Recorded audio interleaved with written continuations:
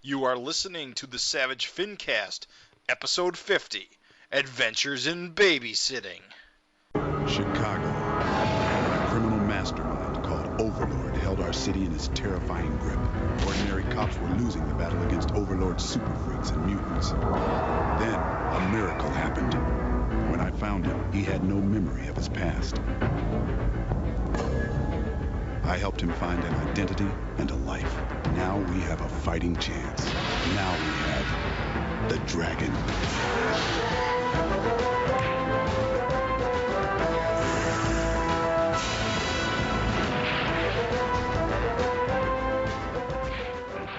This is the Savage FINcast, the show that is too goddamn old for this shit. I am Jim Purcell. I'm Raven Perez. And you may notice the bit of a time lag between this episode and our previous, as well as a certain lack of fanfare or people. We had big plans once, but life being what it is, l'chaim. Oh yeah, last episode we recorded must have been late May because I put it up early June. It was late May. My turnaround on those ain't great, but we had planned to do a big 50th episode thing, which the summer just sort of got on top of me in particular, and I haven't had any free time to myself, and let alone hoping to corral the cats that are the Savage FINcast crew. Ironically, I've had nothing but time lately, so it wasn't me. It wasn't me. For once, I can say it wasn't me. I still would like to do something special, getting all the old co-hosts back on, and Erik, of course. But at this point, we really just need to move on, because now it is September. Mm-hmm. You know, that was it. Is some of the plans that we had, it really was too many irons in the fire. Yeah. Like when you talk about getting Erik on, Erik he's in the middle of con season. He sure is. And he was doing Spawn and Savage Dragon simultaneously. And so not only is he traveling, he's doing two comics at the same time. And just to bring him on, he'd only been on like maybe an episode ago. Yeah, that's technically in chronological order. He literally was on in May. So yes, so it was like when Spawn was just starting, I want to say, or no, maybe when Hell Arc was concluding. Hell Arc was concluding, and so we did a recap with him. But it's like just the timing of all that, and then you have Nick Justice, founding FINcast father, busy with the babe. Yeah, busy creating life. He's got a baby too. Craig's got a baby and a house, and a baby. Yeah. Double whammy. And you had to move. Yeah. Adam's got his life. He's definitely busy with the lettering gigs. Oh yeah, dude. He never gets a break. Never gets a break. Bastard. Well, basically, Gavin lives on the other side of the world. Yeah, we even tried. Right. I even tried to get Gavin, and just Gavin is swamped. So it's really tricky as shit. Like, it's really, again, sorry that we didn't have anything special for that. That was the delay because of all the effort. But in the end, it was like, we just need to do just a show. I kept thinking, one more week we can make this work, and then I didn't get out of work, or I had to work overtime, or something dumb came up. Or it was good for you, and it wasn't good for everyone else, and it was. It's all good. You know what? At the end of the day, we're just keep knocking them out. Yeah. It's fine. The real trouble is now we got a backlog. We got 3 Spawns that we haven't done, plus this issue of Savage Dragon. Mm-hmm. And I think at this point, what we're going to do is we're going to wait till the final issue of Spawn comes out, which should be in a couple of weeks, and we're going to just do this last 4 issues of Spawn in one block, because it is. Plus, bonus, I'm going to throw in Spawn kills everyone. Right. Oh, and also with the Ant crossover issue being the next issue, it might make more sense to do those issues all together anyway. I like that idea. I do like that way. You're actually getting the entire Ant crossover, like all in one FINcast. Right. Yeah. Right. So we're gonna do that. So tonight, this episode, we're gonna try and keep it somewhat short and sweet, as we often attempt but fail at. And we're just going to focus on Savage Dragon 215. Yes, sir. Nothing but just baby explosion. Yes, my favorite cover of the year. I'll tell you that for $1. It's awesome. It's a barn burner. And even though we're only focusing on that one issue, I still think we got a pretty meaty little show for you. Yeah, I think it's good. I think we got something to say. So, first bit of news is that the last issue of Spawn, which we just spoke about, which is issue 266, is slated for October 5th, according to the Image Comics website. Actually, earlier than that, according to Comixology, so I'm not sure when it's actually coming out. But we'll see. Apparently, it's going to have 4 variant covers, which I did not expect. I never saw that coming. Yeah, I guess they got to commemorate it somehow. And one of them revealed is Todd McFarlane took a classic pose of the Savage Dragon and decided to amalgamize him as the Savage Spawn, which, to be fair, is pretty clever. It's awesome looking. It's kind of cool to look at, even if he does have the dumb boot. Well, you know what's funny is Erik made sure to say to everybody, nothing like this happens in the issue. Yes. So just to quell that forever, because people were getting stoked. Yeah, people were actually getting excited about something. People were getting pumped, and I gotta be honest, it's so funny. It is one of those things where it's like it just makes so much sense, and yet. It really, if you don't count that altered image parody, right? Did you dig that up? You dug that up. I didn't. That was brought. Somebody else dug that up. Mm-hmm. Apparently, in that altered image spoof comic, they did a Spawn Dragon cartoon character briefly, which I thought was kind of a good pull. It's hilarious though that you have it's been all these years. And it's not been an image that has been done until it's been decades now. Mm. And that's the first we've seen of that kind of like a dragon in the Spawn outfit thing. So it was just kind of it was funny how it really did pump people up. Got people stoked. Should have been Skinny Arm Dragon. Old dragon. It's always should be Old Dragon. You know what's funny is before he clarified that nothing like that happens in the issue, I'm glad he did that actually. Yeah. Because my mind was running wild with story possibilities. That's what a good cover does, I suppose. Well, the costume is kind of weak and wimpy and shitty. Yeah. And I was just thinking, wouldn't it be crazy if the Chosen One healing factor brought it back to full power? Yeah, that's true. That'd be, yeah. I was like, ooh, that'd be cool. It's just a cover. At the end of the day, it's just a cover. Man, I can't wait to talk about all the costume variants that Erik's been doing with the Spawn suit over the last couple of issues.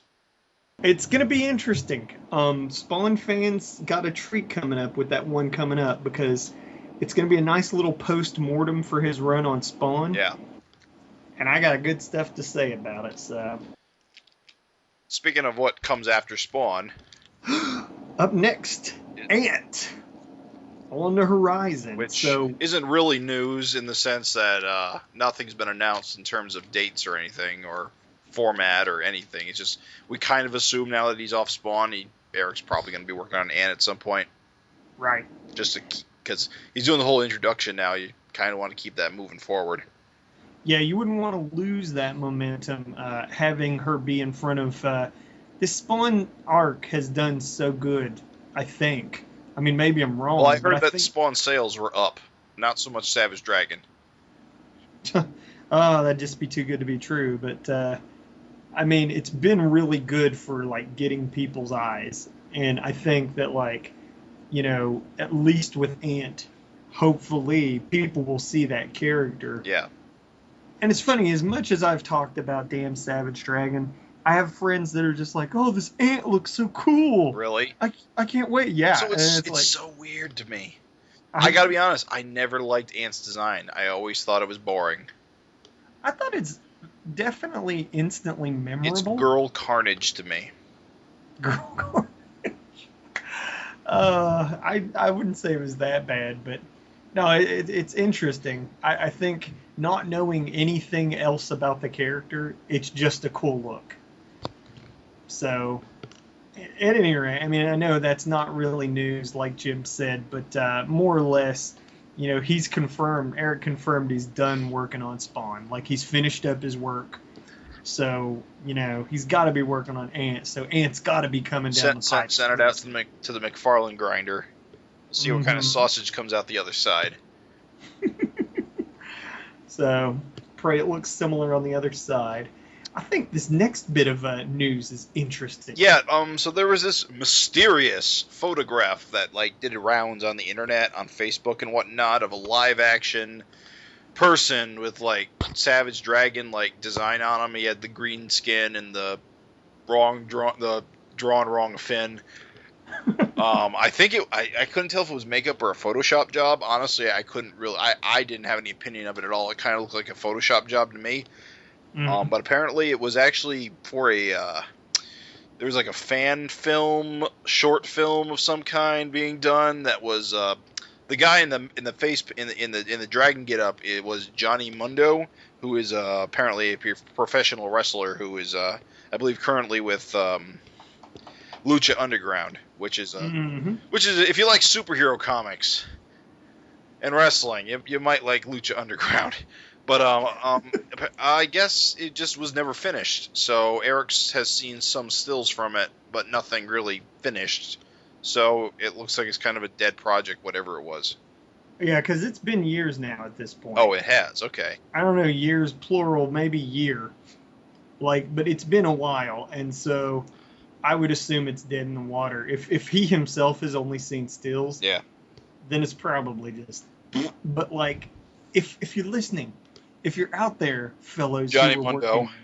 Yeah, Johnny, if you're listening, someone please either finish it up or share what you've got. I'm kind of curious if a fan is spearheading it, or maybe Johnny Mundo is a fan spearheading it, or he just got hired as an actor for it. I'm kind of curious of what the details of all of that are. I do know that Johnny contacted Erik to do a poster or a T-shirt design. Okay, so he clearly is involved. So you saw the image on Erik's Facebook of Johnny smashing the earth. And so there was a little bit of an exchange there, but, I mean, past that, there's not a lot of details. It's still vague, Yeah. But, I mean, this is what I'm saying is, again, share what you've got. Even if it's not done, it'd still be cool to see some stuff. Yeah, and when that picture showed up, people were going, "Oh, Savage Dragon TV show," and Erik was quick to say, "Nope." Yeah, exactly. This is not what this is. Calm down. But it fuels your imagination anyway as a fan, because it's McFarlane keeps talking about his Spawn movie treatment. That seems to be actually moving forward. Yeah, that's gonna be real at some point. Although he's also talking about the Spawn suit being his Jaws. Huh? It's gonna be not CG and not a costume. It's gonna be a mechanical figure of some kind. I don't know. It was very strange. The quote that I read.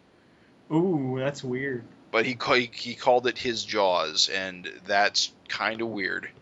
That's very weird.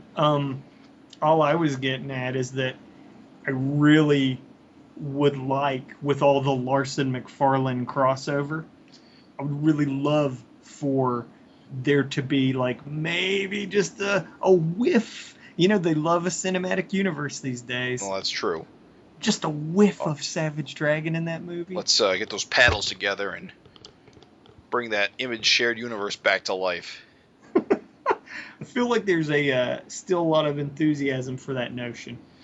The Image quote unquote shared universe has always been kind of weird. But when it's good, it's good, and when it's not good, it's babe watch.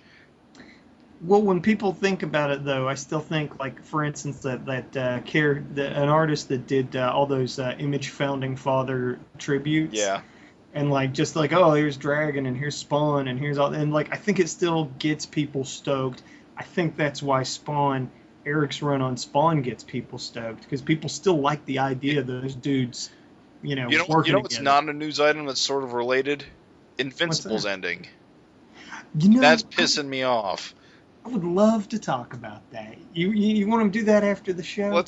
let's if we have anything to say after the show, let's do that after the show. I feel like there's an Invincible Savage Dragon synergy. I feel like I could talk for an hour straight on that just myself. So let's throw that at the end.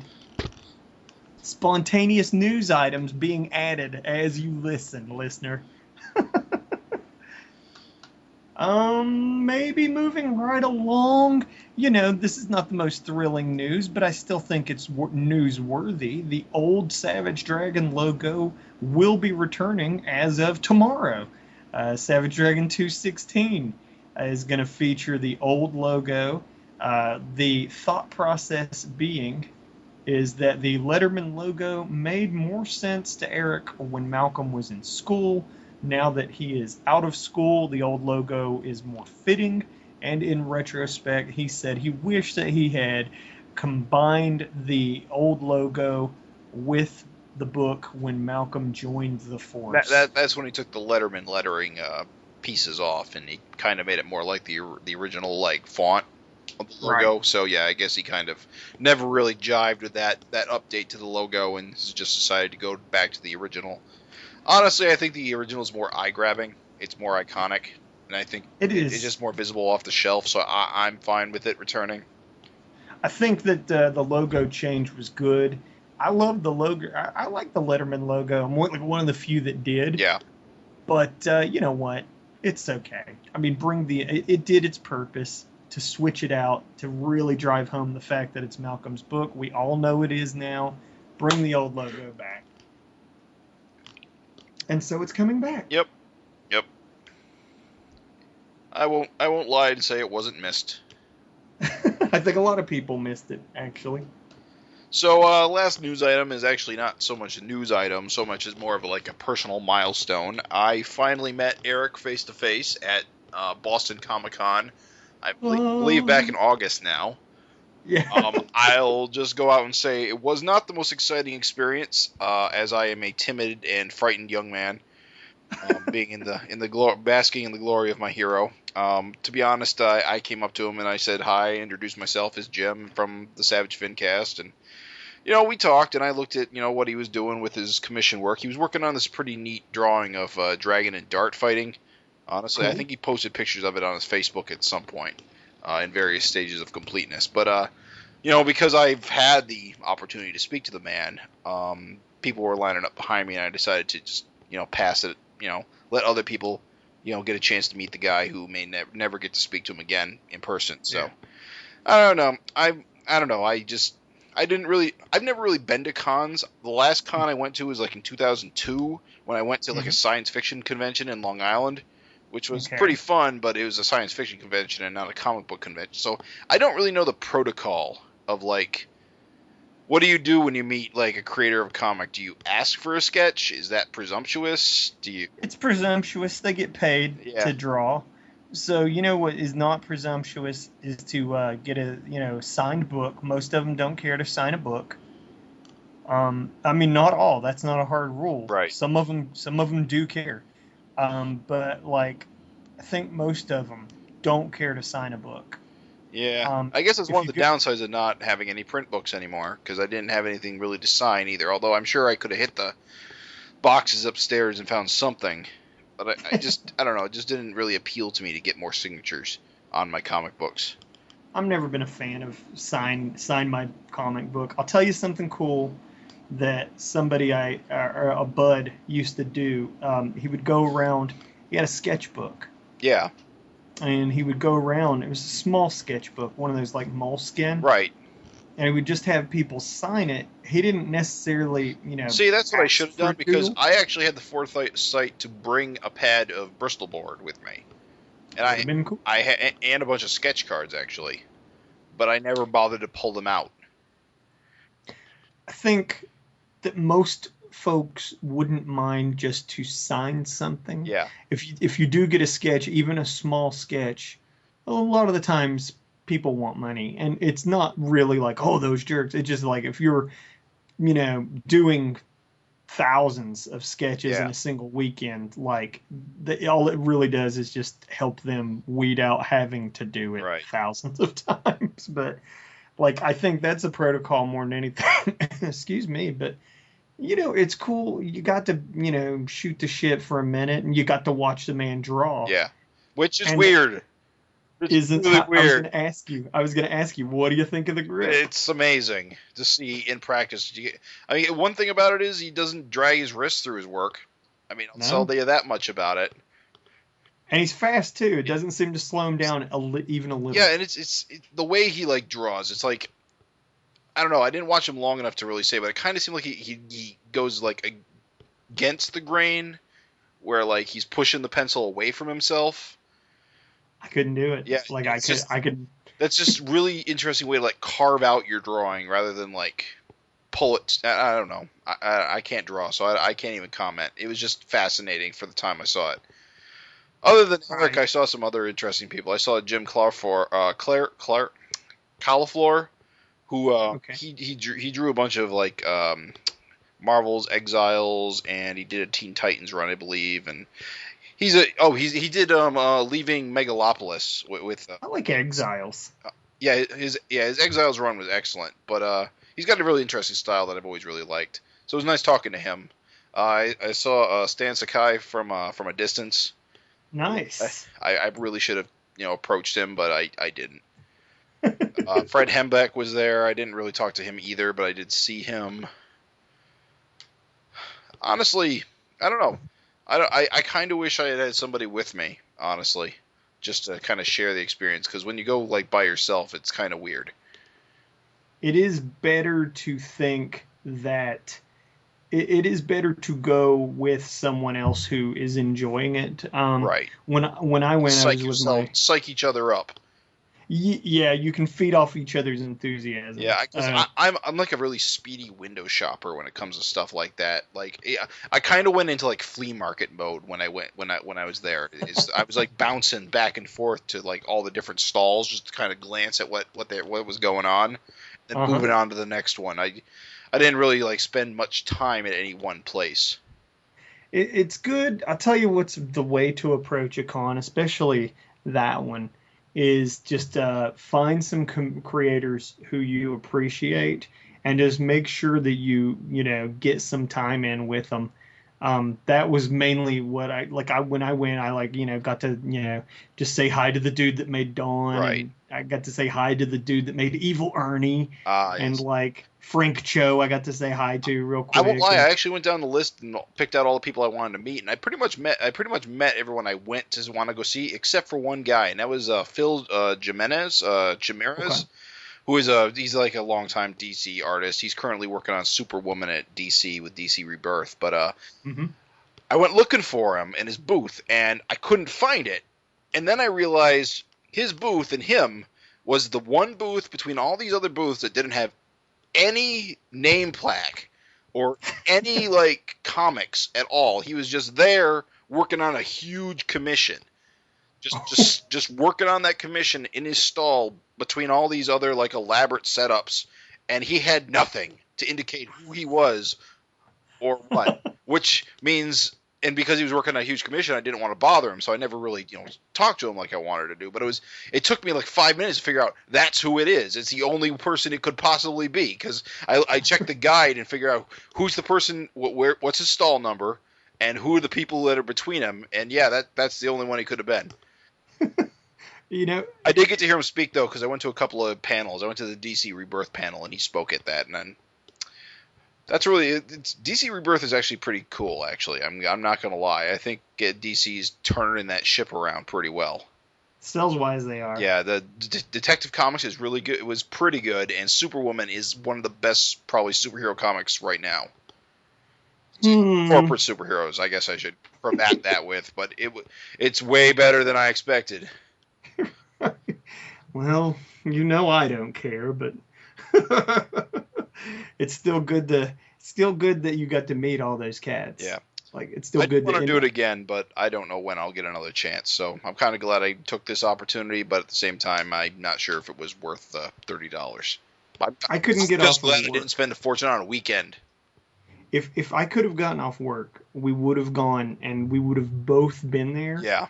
And we'd have had a damn blast. Yeah, we probably would have had a really good time. Because the trick is, you just got to have somebody there who's enthusiastic with it. Right. That's like if to drag you around. Exactly. Like when you're tired, they're like getting you pumped up. So yeah, man. I'm glad you got to go. And the thing is it's like it is cool that you got to like, meet him, shoot the shit, watch him draw. Like that's awesome, I didn't really super interact with Erik when I met him either, because I did basically the exact same thing you did. I like looked back, saw the line piling up, saw people with stacks of books in their arms, and I didn't have money for a commission, so I was like, well, why am I just standing here? Yeah, I've said my piece. I stood back off to the side and let other people do their thing while I watched. You don't want to stare at them like some sort of freak show. Well, you stare at the drawing board, but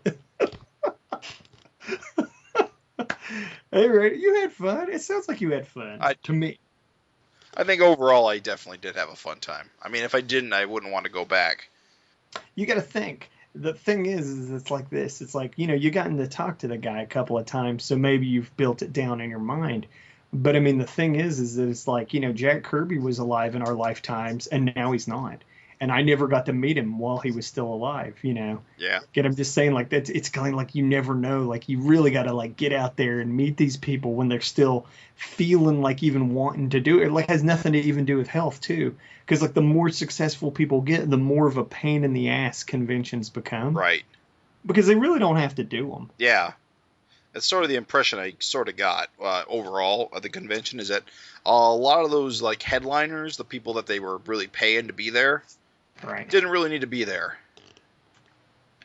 Most of those big names. They were doing a big to-do with Frank Miller. That was, like, their big headlining act, was Frank Miller Weekend. Did you get to see him? No, he wasn't at his booth when I was there. It was actually it was a big empty spot next to Erik's and the other like second tier artists, invited artists. I felt so bad for the dude that was next to Erik when I went, because like here was this dude that was right next to Erik, and like the line for Erik like wrapped around and was just straight up hardcore blocking. Oh wow, that's like he a lot more than was in front of Erik when I was there. Yeah, when I went, there was like the craziest line, and it was like I felt so bad for the dude next to him, because it's like you couldn't, like, that guy. It was like, what did he even come for? Yeah. Was that like in the regular general area, or was that in the invited artists area?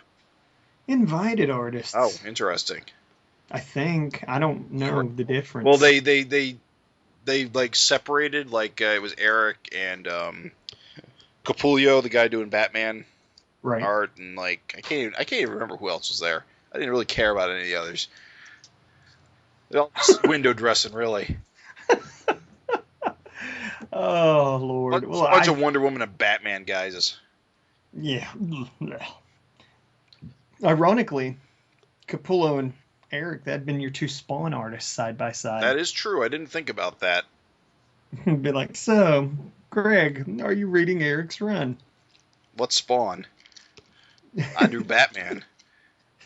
I cut Joker's face off. Dark Knight. I got the Dark Knight. Nah, I'm glad, dude. I'm glad you had fun. I recommend it. I think anybody who gets a chance should pop out and, meet him when you get a chance.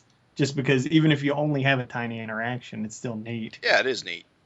Still cool. And, he really doesn't mind if you flip through those big piles of art he brings. Yeah, did you get a chance? I think I did briefly, but again, it was one of those things where I didn't want to like overstay my welcome, so I kind of flipped through them a bit, and I said, yeah, this is really neat to look at, but I'm not a big art guy, so I'm gonna just move on. It was a thrill and a half for me. I was like, oh, look at all this cool shit. I think you know what? I think that's probably the thing. Being a writer guy, there isn't as much to drink in at a con that is all very visual based. Oh, dude, yeah. Yeah, you're making sense. Now that I think about it, that may be sort of why I sort of behaved the way I did, because I couldn't, my attention just wasn't grabbed because I'm not such an art guy. Oh my god, dude, that's it. That's it. Because if you're not into artists, I don't even know what you're there to see. because like there's those big piles of art, there's getting to see people draw, there's people working on commissions right before your very eyes. It is huge about the art. Yeah, I don't know. Did you meet any writers? No, not particularly. Okay. I mean, Yeah. I met some writer-artists, but yeah. Yeah, I see your point. I see your point, Jim. I can't really say that would have been a thrill if that's what you were there for.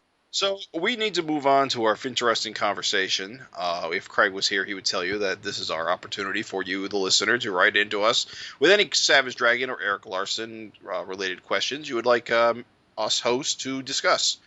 Mm-hmm. And for this episode, we got one from a Miles Kane, who wrote, "Longtime listener and love the show, so I've decided to attempt to get you guys to talk about a subject that, unfortunately, I haven't had with many people, as I do not know a lot of pinheads," which I think he meant finheads. Erik has created what is, in my mind, one of the greatest universes from a single creator since perhaps Kirby's Fourth World. In the beginning, there were loads of miniseries and done in one-shots showcasing these characters, but as time has passed, comic sales dwindled, as well as other unforeseen issues. These secondary characters have seen less and less time in the pages of Savage Dragon, save for an occasional backup or two. I myself have always loved She-Dragon, and I'm very curious to see how she is handling life as a normal instead of a freak. What, in your threes, or in this case twos, opinion, is a character you would like to see more of? Miles Kane. Yes, thank you, Miles. This is actually a really nice letter, and Much really, appreciated. And I, right off the bat, I gotta say, I also agree. I would like to see more She-Dragon, or in this case, Amy Belcher. It's Belcher, right? I say Belcher. Belcher. Yeah, that sounds like the sort of humor Erik would have put into the character's last name. I actually, before like Malcolm became a cop, I had this like headcanon idea that Angel would become the cop and her and Amy would like be partners. Okay. I thought that would be a really good idea. Of course, now I think Amy should be like the godmother for one of the dragon triplets. Amy's currently a normal cop, isn't she? Yeah. Okay. Yes, she is. She's blonde. She's random blonde-haired woman cop number 3. yeah. Very in the background. Her biggest claim to fame since becoming depowered is being replaced by mutation briefly, so that she could steal something that I can't recall.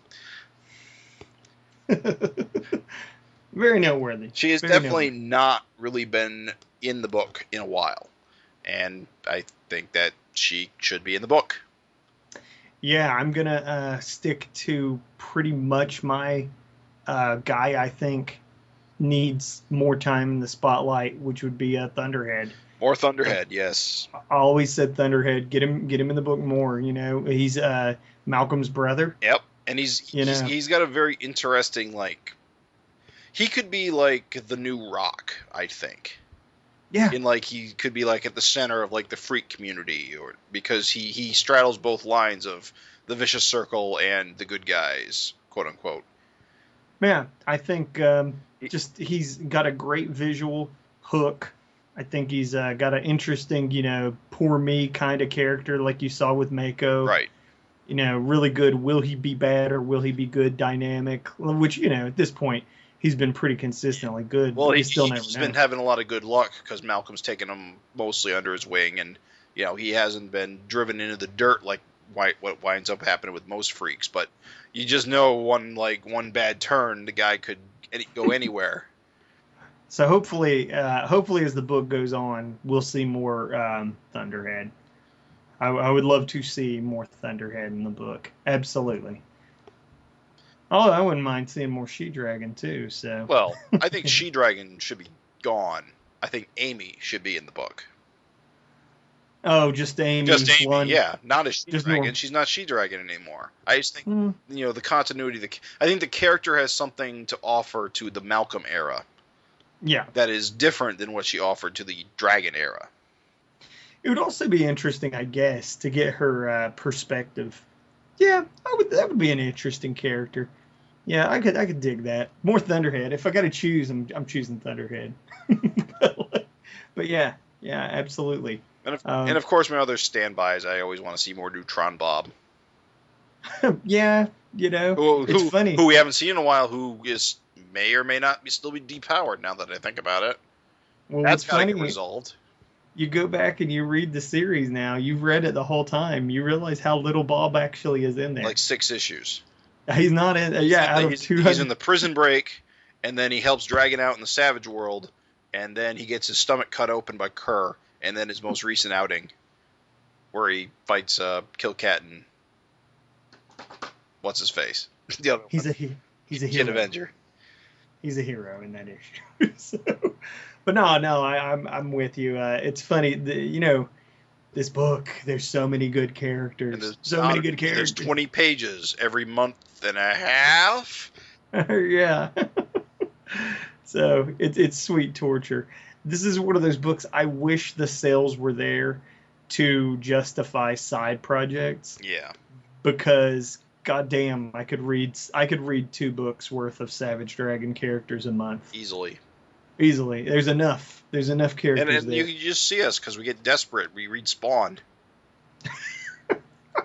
Well, that's like It's funny because like just throwing real and quick and Invincible nod in there. Invincible's winding down, and there were these major players that were taken out of the picture off panel. And like in a couple not off panel, actually in a spin-off, in that Invincible Universe spin-off. And it's just one of those things where it's just like, but these characters though didn't even get like any screen time in any book anywhere. It's just like, well, they're dead, and everybody was like, man, I really kind of would have liked to have seen that fight. Like it's kind of one of those things. It's like, oh, all these good characters. That's them's the breaks, man. There's only so much space. Yeah. Only so much space. So we need to move on to the main issue. Of course, Savage Dragon 215. Whoops! Real quick before we do, thank you, Miles Kane. You will be able to get your pink Sailor Moon inspired shirt. Of course. Just contact us with your information, and I'll get you a shirt ASAP. If you, the listeners, have a FINteresting conversation, please write us in. Tell us whatever the questions you would like us, the host, to discuss.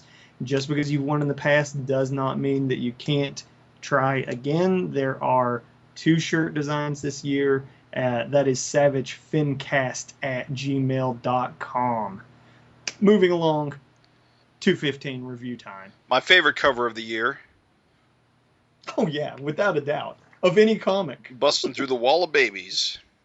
That is just a great cover, isn't it? I love it.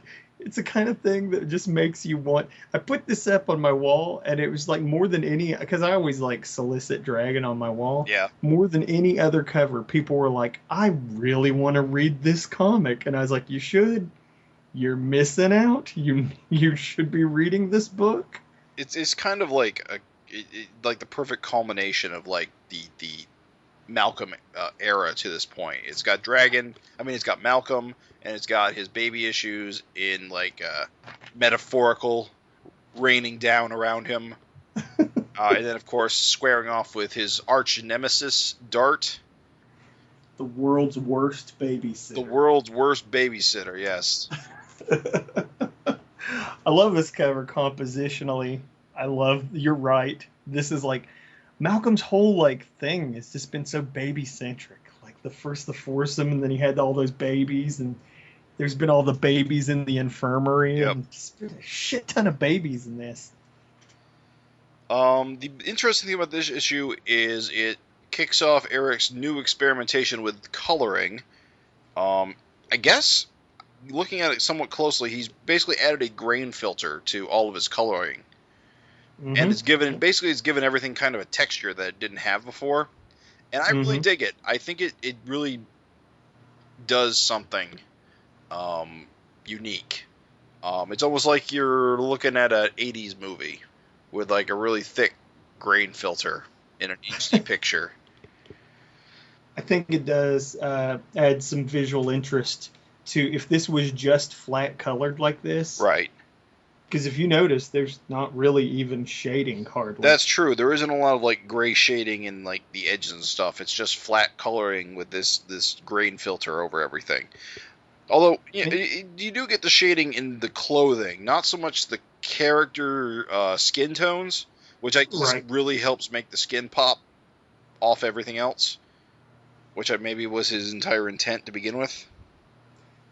I do think it looks good, though. I like it. It's weird because it's kind of like it looks old and yet.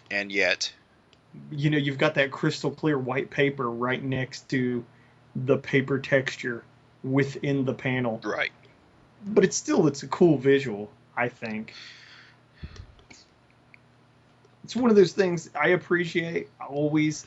If you're reading Savage Dragon, you're just going to have to, you know, accept that this is a book that always does experimentation, but it's not even like a thing you have to accept because it's kind of like, it's cool. It just keeps it fresh, keeps it interesting. Right off the bat, I don't know if you recall, but we were last episode. At the end of the episode, we were speculating as to the fate of Barry, and I can't believe Erik went with choice number 3: glue him back together and pump him full of Malcolm's blood. I love it. I won. See, what's amazing is that is the most logical thing to do in this universe. He's a dragon. Logically, he needs healing factor. Fill him up with some chosen one blood. That would just be the most logical thing to do in the Savage Dragon universe, because you've got you know that dragons or Dragon and Malcolm are like super resilient to being cut in half. They'll glue right back together, lickety split. So you pump that blood into the Barry and you stick his torso back on top of his hips and watch the magic happen. You know, the thing is like they actually rationalize it. They actually like reason, like the first page is them thinking it through. Right. And it was just kid's like losing all of his blood. And it's just like, well, you know, he's fucked if we don't. Which that's the only thing I was thinking. And I was like, well, you know, he's fucking dead if they don't try it. Right. Exactly. Honestly, they should just try it with everyone who gets cut in half. I mean, it shouldn't matter if they're dragon or not. If they're going to explode later, I mean, they're ultimately, you know, still better off in the short term. Just exploding people in the vain hopes that they will live. Take, yes. It's all they should do at Hillman's Hospital is they bring you in, they inject you. I love that it worked. I love that that's what they tried. It's great. It's fantastic. And I love the little setup for the trial of Mr. Glum. Yeah, and the I liked like the 4 logo. Oh yeah, Fantastic Four. Fantastic Force News or something. You know, Glum is still flat shaded. Love it. Yes, he's still a cartoon character. He is Howard the Duck. I love it. I don't. What do you think? What are your thoughts on that? Since that's a coming up issue, now, the trial of Mr. Glum. How are they going to wrestle up a impartial jury? I honestly have no idea. I kind of hope it goes to a logical conclusion, because you think about it. He's a intergalactic warlord. He is not a Glum isn't an American citizen. He's not a citizen of the Earth. So does the United States government or the UN have laws in place to deal with extraterrestrial criminals, since they have been in situations where aliens have invaded before? I want all these questions answered so my headcanon works. Well, you got to think this is a crazy kooky world where crazy kooky things happen. I still can't for the life of me figure out how they're ever going to get an impartial jury.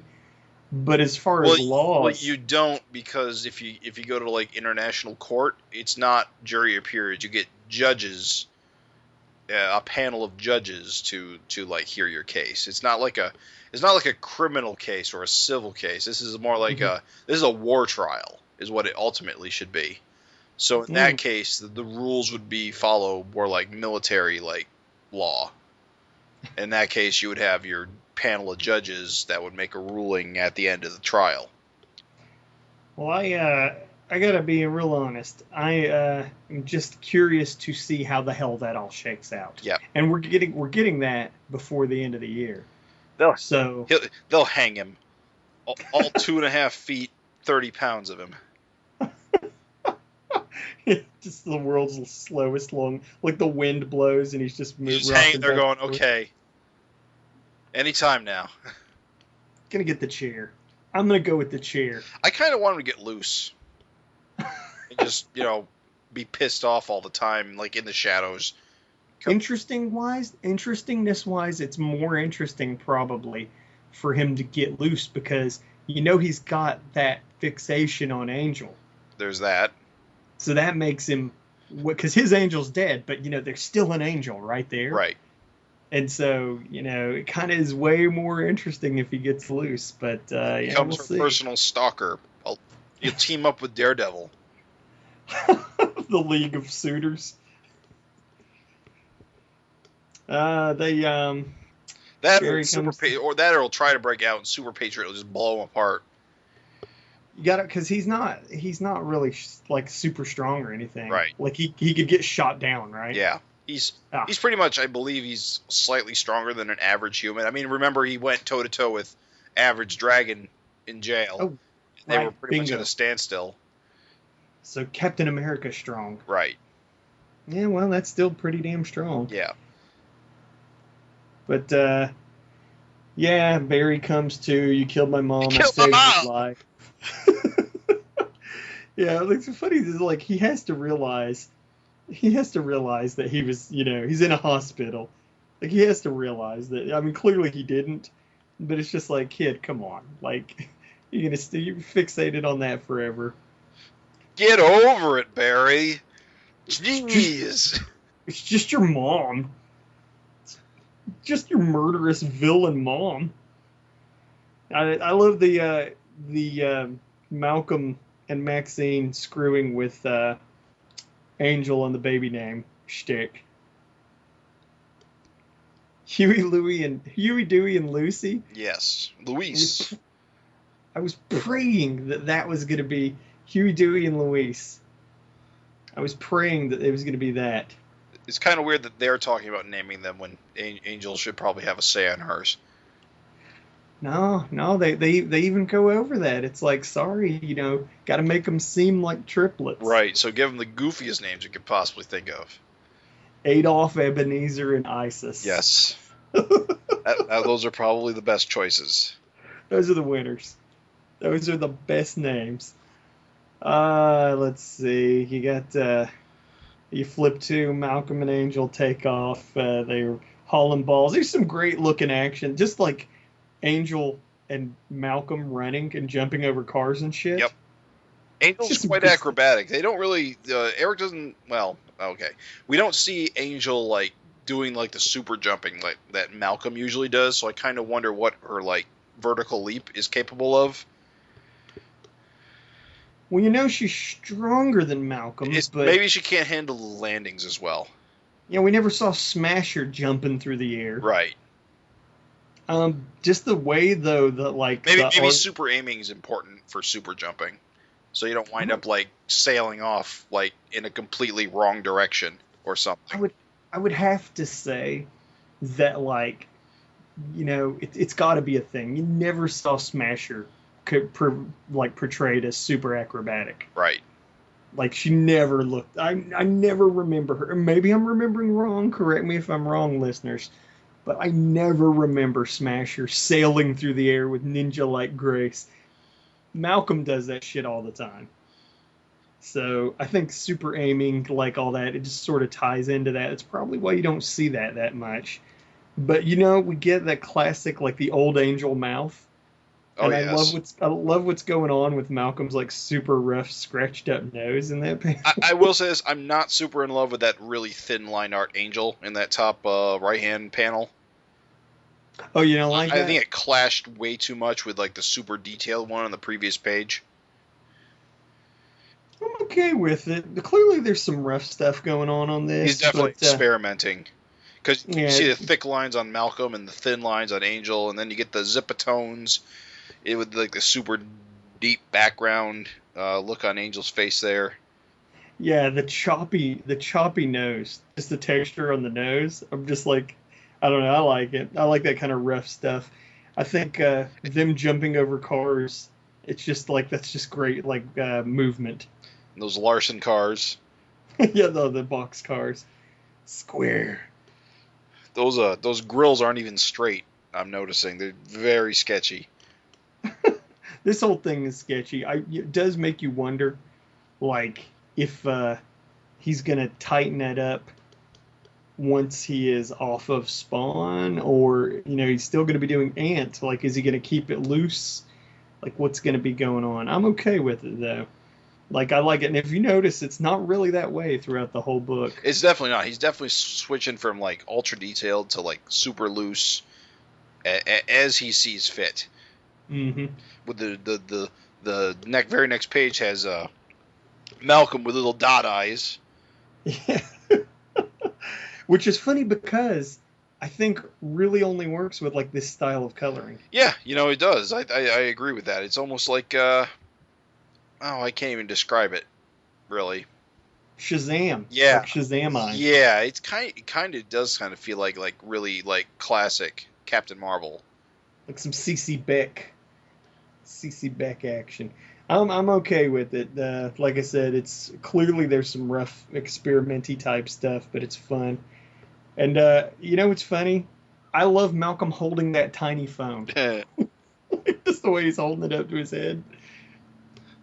They barely make shirts in this size. They don't make phones. Although, the tablet phones? Oh, yeah, he could just be carrying around a 4G iPad for a phone. Uh-huh. There you go.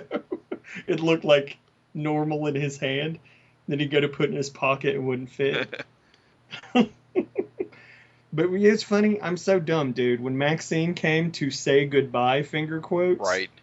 I didn't even realize why. I was like, this scene's kind of pointless. I was like, why is she holding him up? I was like, oh, what's a good luck charm? Nothing. I'm like, I'm so dumb, dude. I didn't realize what was going on there at all. Flip the page to the awesome double page spread. Yeah, and this page is crazy. Cool. Badass. It's badass. Seems familiar. I think she did this to the Little Wise Guys once. Yeah. I wonder if it's the same, like, Fire Altar, too. We'll have to, what, listeners, help us out. Before we get too far, though, I gotta say, zoom in and hence to Malcolm's left, our right, his left leg. Okay. Does that not look like a decapitated head with a mohawk? It does. Are we? Is Rogue Warrior no longer among us? You know what? I feel like he isn't, because it looks like she's basically killed everybody. I wouldn't imagine that's Rogue Warrior. I sure hope not. I wouldn't imagine, because that doesn't look very much. Could be. Shit. I don't know, dude. You talk about off-panel deaths that make you sad. That would make me tremendously sad. You look amongst the rubble, I don't think too many dudes on the floor are anybody. Right. But if you look on the walls, there's Easter eggs galore. Can you name? I see Superman. Oh, I didn't look that closely. Okay, off I the see mouth. Thor's hammer. Thor's hammer. You got Superman. You got Batman. Batman is that kind of demon-looking guy on the left. Well, actually, use Malcolm as your frame of reference. All right. Shoot off of Malcolm's right hand, 2 heads. Boom, there's Batman by the baby Finn. Off of Malcolm's right hand to our left. To our left. Oh, okay. So all right, yes, there is a baby hand. There is a Batman head. Now shoot off of Malcolm's left hand off to the right, and there's Superman with the spit curl. So you got 2 heads, and then there's just 1 head all alone by Dart's thigh. This is good listening. Oh, is that okay? It's such a non-detailed drawing. The split curl didn't really register with me. All right, now jump all the way over. Look at these heads there. You see Mjolnir, Thor's hammer. Right. Drop down to the row of heads. Come over. There's Overlord. Yep. And then right next to him, that's the other guy, the Overlord like archetype. Yeah, I forget his name too. That's okay. We know-ish, enough-ish. Firepower, maybe. Oh, I think it was Dread Knight. No. Well, I think Dread Knight is there, but I believe Firepower was the guy who kind of looked like the in-between stage between Dread Knight and Overlord. But those were the only ones I identified. Yeah. I couldn't identify any of the bigger heads. I think aren't anything special. They could be, if you want to, make them work, they could be demonoids. Yeah, that's what I'm. A lot of the demon-looking heads all kind of look like they're like demonoids and other underground dwellers. Yeah, I would just assume that's what they are. But the fact that it's funny because I love this. I gotta admit, dude, I just didn't see this trophy room. Like, clearly, Dart just... She's been working.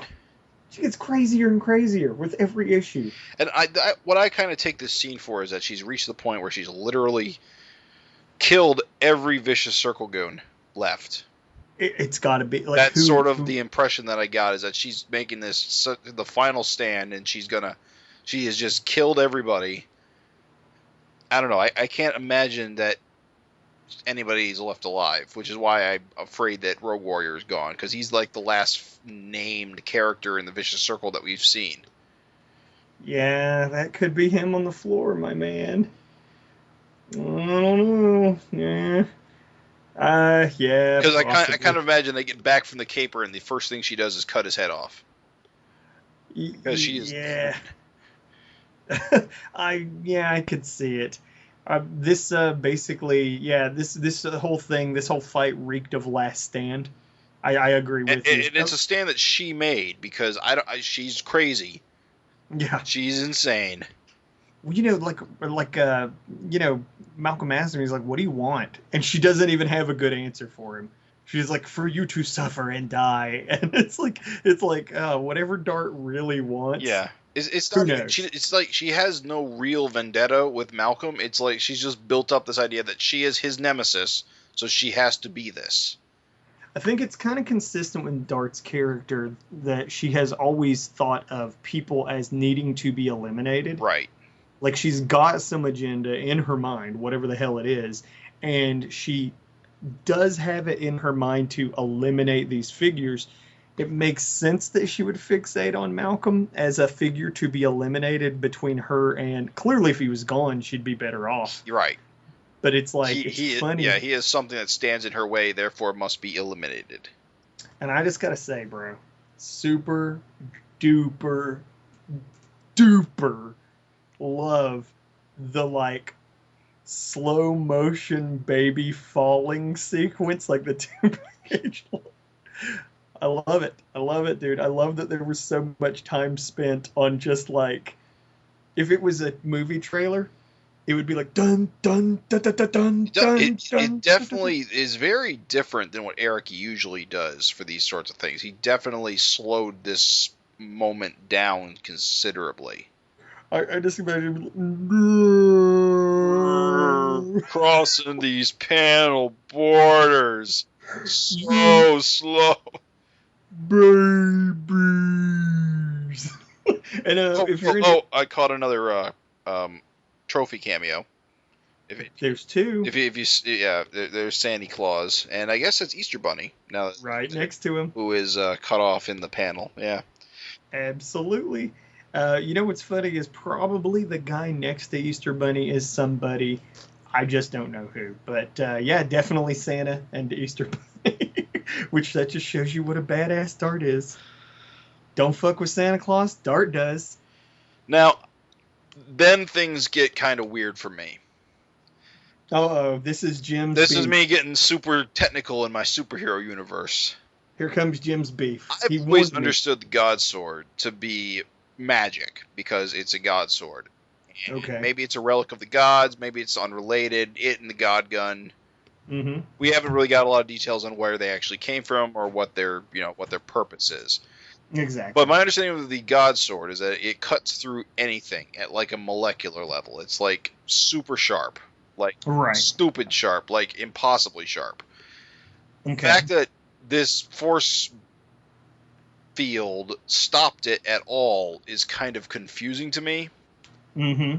If only because of what we know about the God Sword is that it I don't know. I mean, I can accept that the fact that it did destroy the bubble in its first whack, so that's still pretty impressive.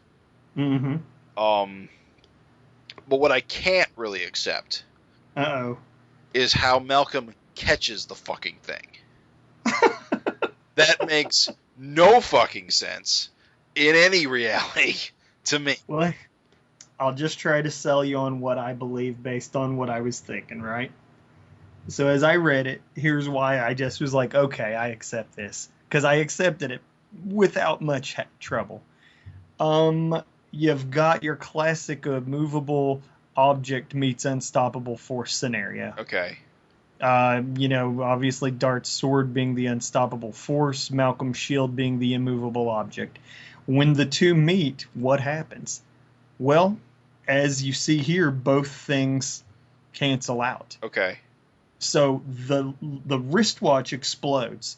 Like, it explodes right off Malcolm's wrist. Like, instantly explodes. So, like, the minute she struck it, yeah, the sword didn't cut through, but, like, the watch just shit the bed. Right. It's overloaded. It was just too much for it to take. Right. So what I'm thinking, and again, we don't have any details to go on, so maybe the God Sword would have gotten better over time. Right. Or maybe the magic just sort of like had a moment of weakness or whatever. Right. But what I'm thinking is you kind of had just the same sort of a shorting out effect happens. Okay. I can see on that. The sword. My only problem with that is everything Malcolm knows about the God Sword. How would he know? How would he willingly put it to a point where he get his hands chopped off if he guessed wrong?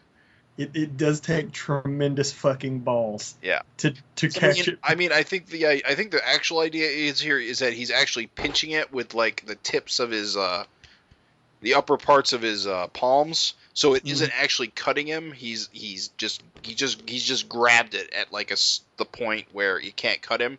But I watched one of the very few episodes of Mythbusters I ever watched was about catching swords, and that shit. Trying to catch a katana, you always cut your palms off. Remember, he's a superhero. I mean, super aim. Answer for everything. And I could totally buy the fact that he busted it by applying force into direction that the sword wasn't built for. You know what? That I accept. But grabbing it like that is just, I don't know. It was just one step too far. Well, you can't love everything. I accept it. I'm okay with it. I actually thought it was funny because, like I said, dude, I'm so stupid. I bought it hook, line, and sinker. I didn't even for a minute. I was like, "Good luck token." What you mean, the kiss? Duh. I don't know why. I just like am super suspense of disbelief when I read stuff. But the minute I realized it was like, okay, unstoppable force meets immovable object. But I didn't even think about it as an immovable force because the force field, while impressive, is just a Rex Dexter invention. I'd always assumed it just had limits, and that's why it was that. I mean, it was fine for Maxine to protect her from getting like super punched to death once or twice, but it's still just a bubble, and if like Universo tried to step on it, it probably wouldn't save her. Well, I think you're seeing its limits right here. I think like the God Sword was like the kind of like it couldn't handle it. Right. I mean, obviously couldn't handle it. The overload effect. It was very clear. I think you're right. If Universo had stomped on it, she'd be dead. Yeah. But anyway, I mean, it's a very cool fight scene. I don't want to get too far away from that fact. Is that this is a really good showdown between the two characters. I just kind of feel that the God Sword and in another respect the force field were just being taken off the table just to move things forward. I'm okay with it in a way. I just find the real problem I have with it isn't really that I have a problem with it. It's that I feel that it's the new Dart 2, the modern Dart, the Allison Dart. She's just so iconic with the sword.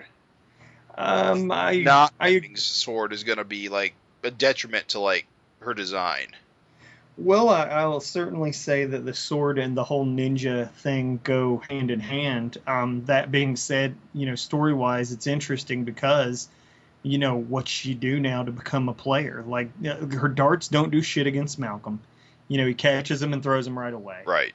Now she doesn't have her sword. Is it shark time? It is shark time. Shark gonna come back? Shark time, yes.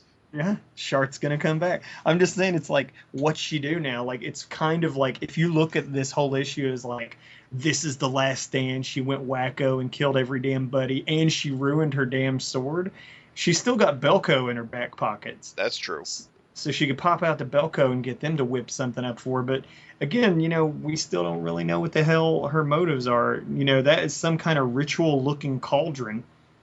Was she trying to do some kind of occult thing? Who knows? That's not a bad thought. I mean, maybe this will tie into the master. Wait, what was his name? You know what's funny is you're the one that spotted him on the cover too. Oh, I did? Yeah, you were like, oh, that was months ago, Raven. Months ago. That's right. What is his elder? The elder Shao Kahn. What is his name? I don't recall. Erik actually has not given him one. He's kind of been just using placeholder names until. I think it's the ancient one. No, the ancient one's someone else. Isn't the ancient one the other name for Typhoon? Or hold on, we can solve this real quick. Brenda Funk's your keyword. If we find out, I know that because Brenda Funk got her power from Savage Dragon Wiki. Come to me, Internet. Brenda Funk got her powers from. Come to Papa, come on. Brenda Funk. Brenda Funk, Malcolm. I don't know. I can't find it. It's okay. He'll be turning up next issue, actually. It's needless to say, it's one of those things where it's like you don't know what the hell Dart's up to, basically. I don't think Dart knows what Dart's up to. I think, you know what? I want to say that she probably has a method to her madness. I think she was just going, was it Queen Mary who killed all the virgins and drank their blood? One of those. One of those crazy English queens. One of those crazy rulers. I think there's a method to her madness. I think she's got something in mind, but don't have a damn clue what yet. I think, like you said, there's probably not a mistake. It's probably not a coincidence that this is very similar to the kind of thing she did with the Little Wise Guys. Right. Well, yeah. In fact, that's a good catch. She's still got their blood too, so. Yeah, she's got a couple different things in the mix, like, and as we'll see, without jumping straight ahead to the issue, but clearly there's something to do with dragon blood. Like, clearly there's something to do with dragon blood, whether she was going to get it from the babies and there's sort of a whole thing of like, she's got these, this idea that like, having the dragon babies or dragon, like chosen ones as members of the vicious circle, like at her command. I mean, that's what I thought was the plan, but then she tied them up by their ankles and dropped them into a bucket of fire. You never know. You don't know. Regardless. Her plans have many plans within plans. Plans with like layers. But Malcolm catches the darts, the building comes down, Brackathum, Boomy comes out, he saved the babies. But he's like, they're like, oh, where's Dart? And then we get Barry. Barry, who, damn it, Barry, could you look how strong he is? He's such a hero. What a fool! Yes. What a fool! So my first interpretation of this scene was that Dart gave him a smooch, and then Barry put his fist through her head. But I'm pretty sure that's not the case, and that he dragon exploded. I don't know. I got to be real honest. I don't know how to take this last. I don't know how to take this last splash page.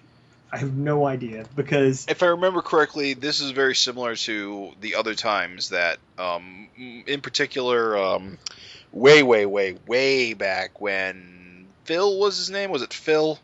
He got paralyzed from the waist down by Mako, and so he had Dragon inject him, and he got his own green skin and fin. and then very soon afterwards he read splotched to death. And I think this is very similar to when that happened, so I think the implication is that Barry went splorch. I'm going to say, I feel like your first instinct would be more interesting. I feel like Barry just crushed her head. Like ice dart. Yeah. Because you know what? Maybe this is Barry stepping up to be a player. Clearly he's on the path to villaindom.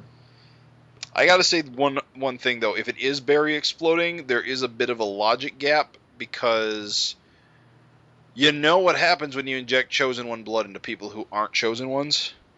So as soon as his body knits back together, the very next thing you're supposed to do is inject him with as much freak out as you possibly can. So I don't know why Lorella may have dropped the ball on that part. I mean, he's off on his own. Maybe he ran off. I mean, maybe that makes sense. Yeah, my whole thing was just, it was surprising just to see damn Barry running around. Like, just to see him running around. Oh, yeah. I was just like... Look, we got 2 of these leg stalk things. Isn't that cool, guys?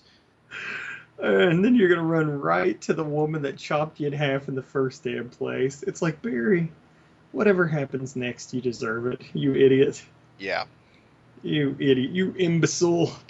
So that's the issue, and I gotta say, when I flipped the page and saw the sea of red, I was like... Classic punch-out ending. It's like, God damn it. Somebody's dead. Yeah. Maybe both. Maybe none. I was funny as somebody said... Maybe... Somebody asked Erik there on Facebook, they're like, was that a printing mistake? He was like, that's been one hell of a printing mistake. I don't know. It was a heartbreaker. I can't wait. Luckily, we don't have to wait long. Yeah, it'd be mere hours. So, just all in all, your thoughts. Did you enjoy it? Were you lukewarm? I think it was a good accumulation of events of the last several issues. I think it was a good. I feel that there's a conclusion to a trade paperback here.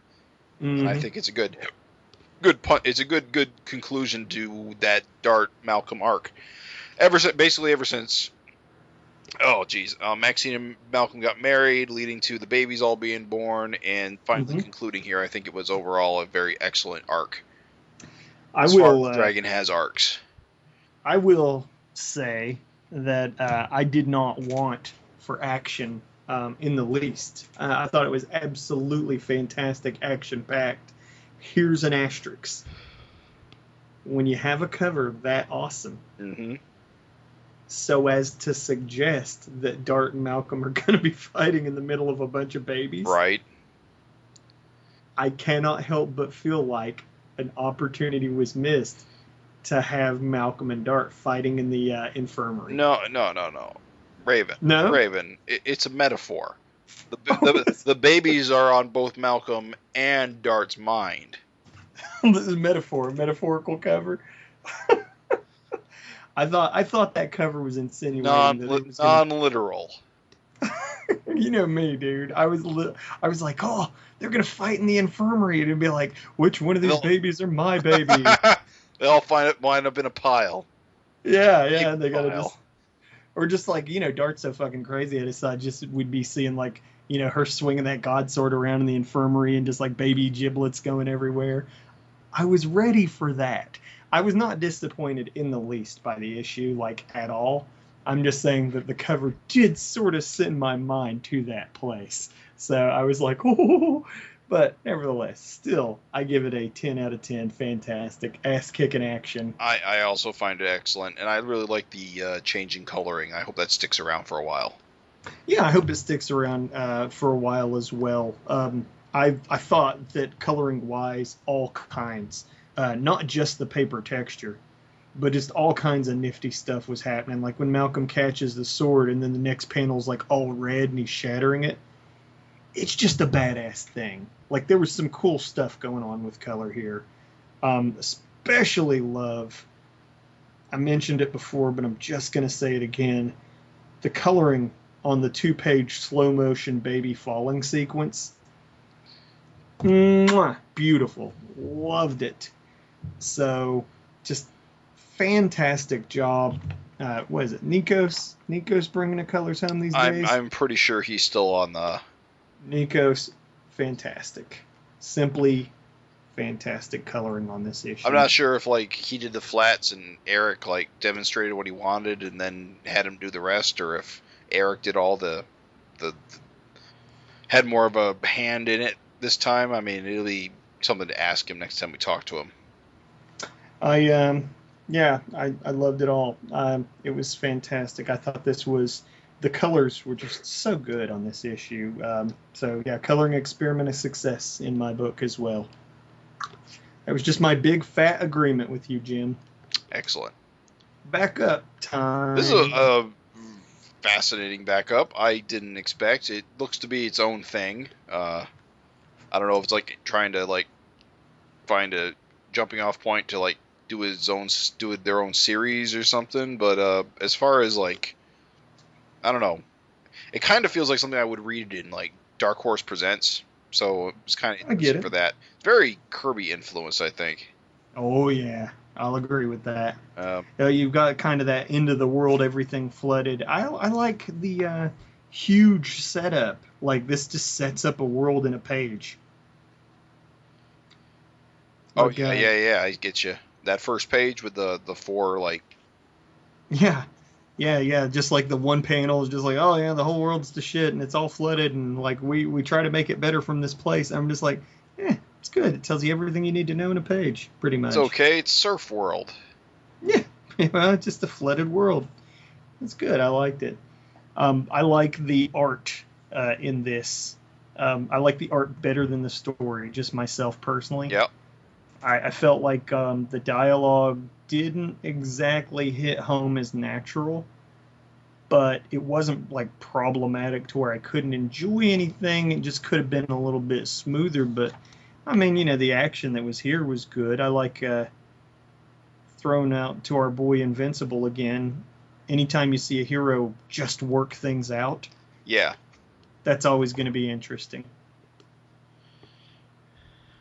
I thought she was just going to beat the shit out of this thing, to be honest. And then, they work it out.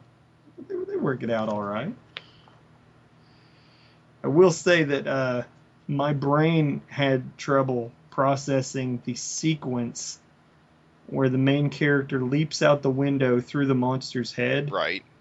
And then and I think it's just like where the way the panels like sort of like line up from the left page to the right page.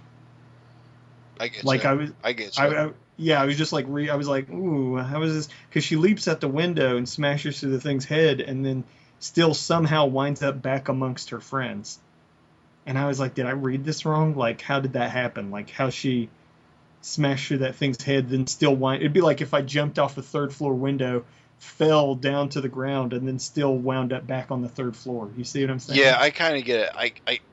I don't know. She's got rubble still on her, so I was thinking there was like a time gap they didn't really like explain.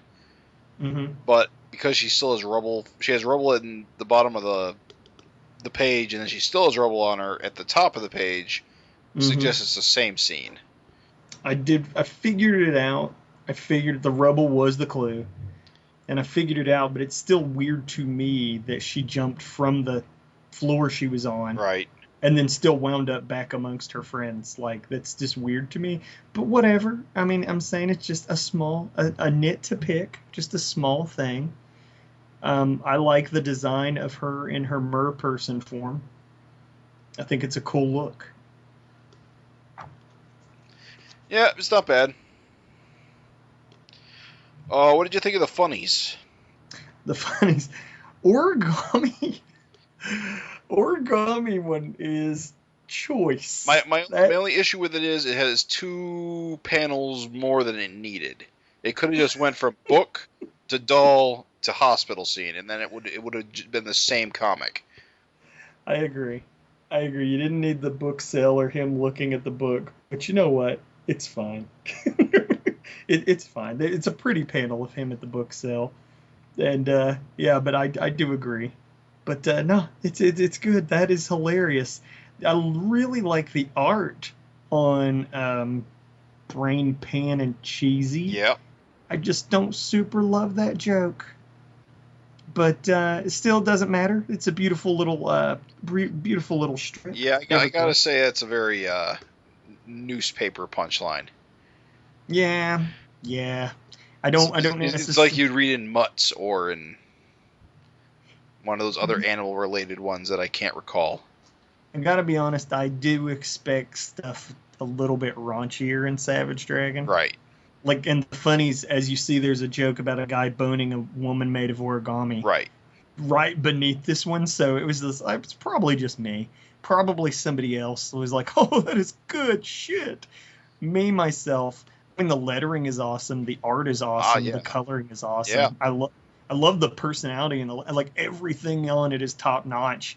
It's just, the joke didn't land with me, but I'm still not hating it, 4 out of 5. So, but no, this is good, solid funnies. Aquaria, like all in all, it's good. And I think we're going to get another dose of Aquaria in the next issue, too. Oh, cool. Yeah, so I think you can expect more of that next time. So all in all, good issue. Yep. I loved it. I'm happy. So that's what Savage Dragon 215. In books. Only 3 months later. Only. So what do we got coming up, Raven? Let's take a glimpse into the future. Ooh, it's been a while. Can I do it? Of course you can. It's yours. You own it. Savage Dragon 216. Malcolm Dragon enters the underworld and encounters the enigmatic ant. Can Spawn be far behind? A shocker. Unfortunately, I don't get much to work with for my final Spawn. Spawn 268. Wait. Spawn 266. Spawn Savage Dragon crossover. Enough said. That's it. And you couldn't ask for better solicitation. I don't know. I gotta ask for words. Sentences. Give it to Stan Lee. Do your best, Stan Lee. Since it's got enough said. Just say Excelsior a lot, right? Yeah, no. I don't do Stan Lee. Even if it's not good, it'll be great. Do your best. No, I literally can't think of what he sounds like. Spawn and Savage Dragon crossover. He's got that sha. Does he? Okay. Enough said, true believer. Okay, okay. Well, I'm excited. I'm excited for both these issues. The cover art of Spawn, Malcolm, and Ant just coming at you from an explosion is fantastic. I actually kind of, it's sad is that I never buy variants. Right. But I'm going to have to at least get Spawn, the Spawn Dragon one, and the normal cover. Okay. And I never do that. Well, I'm just still curious what the other two are and who's drawing them. I am curious. And also it's funny, too, because on Image's website, it doesn't say there's 4 covers. It says that there's a variant cover by Todd, which we would know which that one would be. That would be the one. So who knows? So interesting stuff. And you know what? Maybe it's some unused covers. Which covers? Like Erik drew some extra covers that he will never get to use. Yeah, I'm down for it. I'm down with it. Whatever they got to this whole collaboration, I would love to just do a post-mortem with him on what, a eulogy even. Just like, because the thing is like the differences between Spawn, what he intended and what Todd let get to the page. Yeah. It's insane. Like, for instance, Erik was drawing Spawn in the full costume, and Todd decided, like, no, his costume's not going to be in the book until after you're gone. And so suddenly, like, it's like now he's got the Spawn commando, with the... I don't know whose idea it was to have all those gun belts strapped to him, but that is probably the worst Spawn design I've ever seen. All I know is either Erik gave him a bunch of toys for his toy line, or, like you said, he redrew them all himself. I'm thinking, maybe I'm wrong, but I'm thinking he went in and just redrew like this Commando Al Simmons over there. We'll talk more about it whenever we do our Spawn FINcast, but it just kind of was like a surprising, like it's just an amazing idea to me how little actual like final communication there was. To think that you're drawing something and then when it hits the printed page, you have as much clue as the audience what's going to be in the book. Yeah. That's weird. That's crazy. It is. But, sounds kind of maddening. And I'm excited for 216, Ant and Malcolm brawling in the sewers. It's going to be good stuff. So, do you want to carve off a quick little chunk of time to talk about Invincible ending? Yeah, let's talk about a couple of things. Real quick before we get into Invincible, did you see Captain America Civil War? No. Oh, okay. Never mind. I'm off of superheroes. Say whatever you want. Okay. Oh, it's good, is what I was going to say. Okay. Spooderman was excellent in that movie.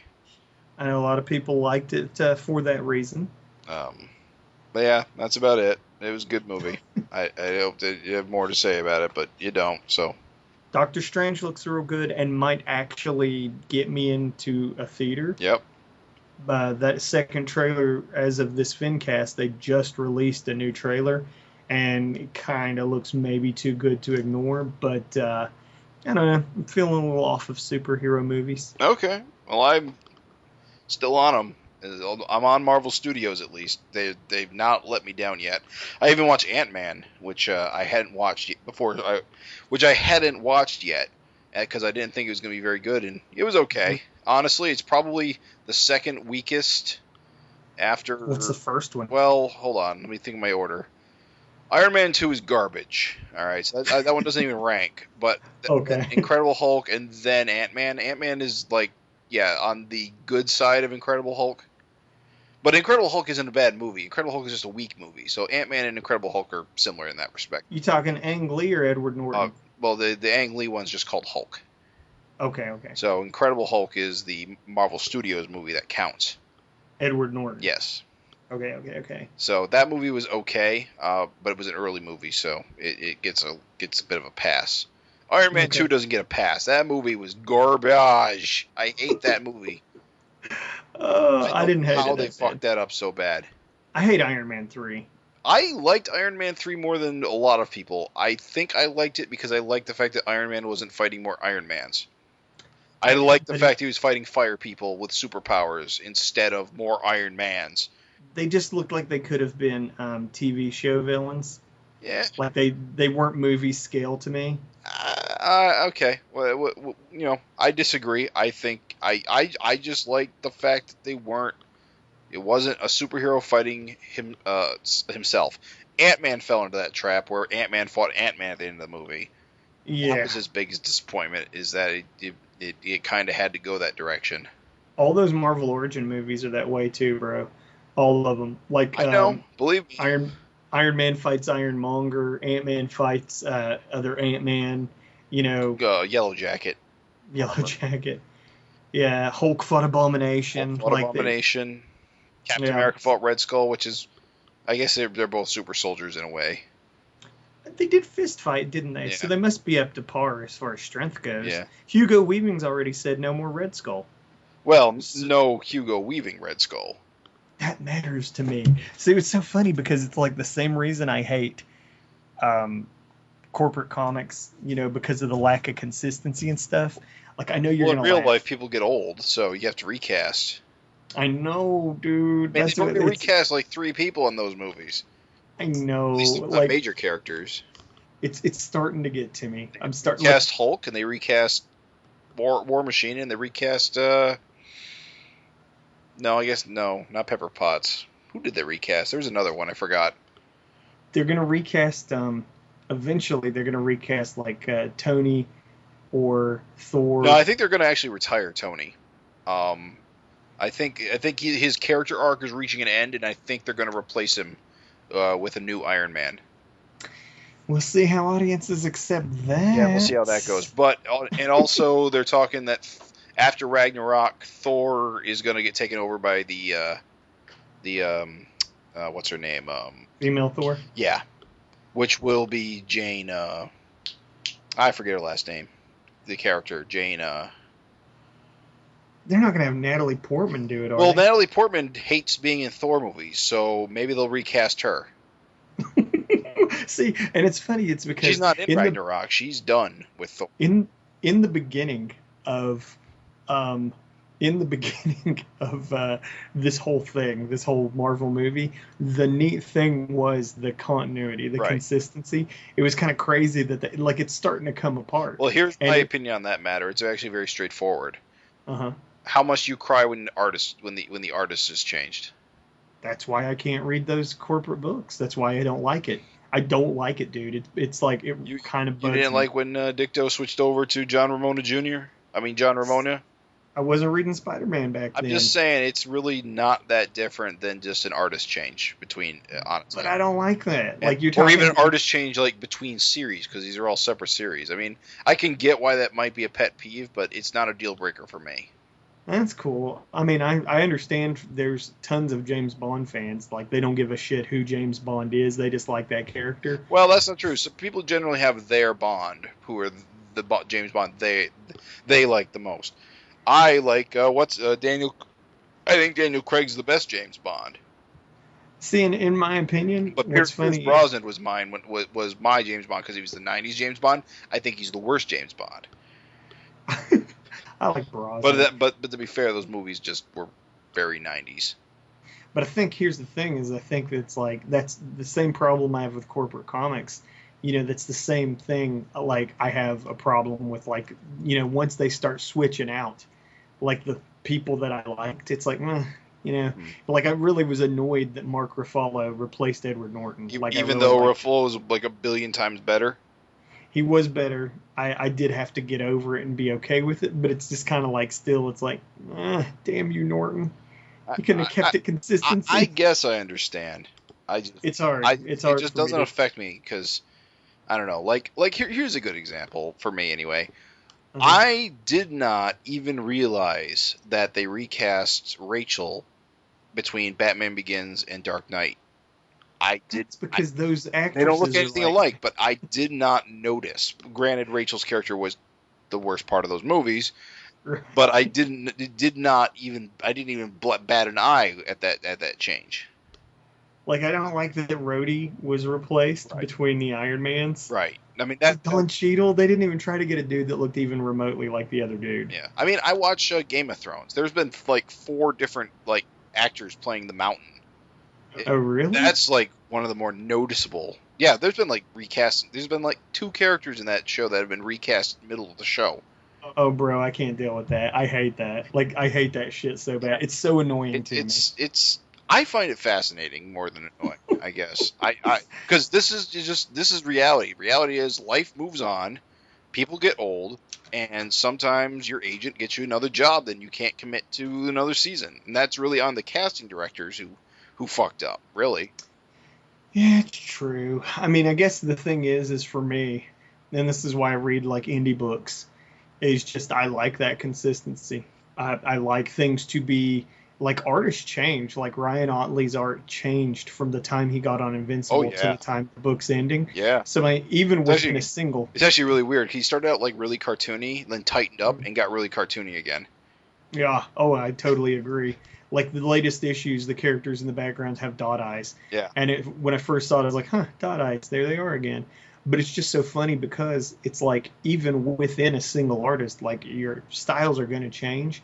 But at least for the most part, it's consistent. Actually, that's a really good example. The transition from Walker to Otley was super painless because they're such, cut from such similar cloth. They both have a very open cartooning style that, I mean, I can't even remember my real my at the time opinion, but all I know is that when Otley took over, it felt seamless.